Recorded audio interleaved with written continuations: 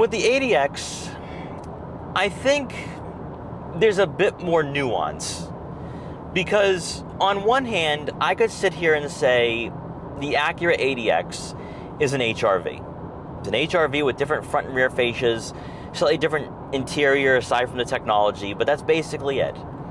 I'm not quite sure if I'm going to say this is like a Ford Mercury situation like we have with the Explorer and Mountaineer. At least right now in this class, it's almost kind of a carbon copy, but it's not a twin.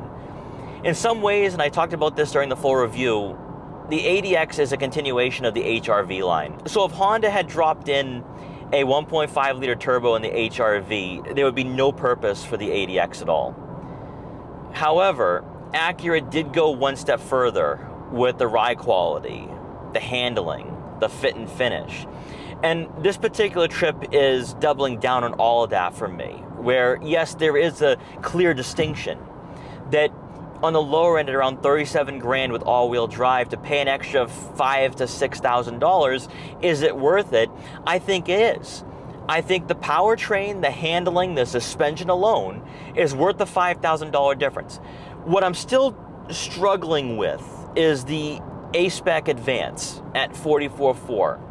We need the hybrid powertrain. Like, if you don't want to drop in a hybrid with the HRV, I get it.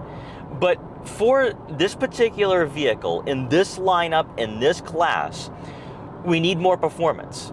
I don't know if you could say the same for the Integra, but for the ADX, we need a vehicle that's pushing over 200 horsepower, over 200 pound-feet of torque. And on top of that, better fuel efficiency. We need better fuel efficiency. And Honda is capable of this, Acura is capable of this, but they're just not going to do it for this generation, it seems. And I think that's a detriment to this crossover. I really do.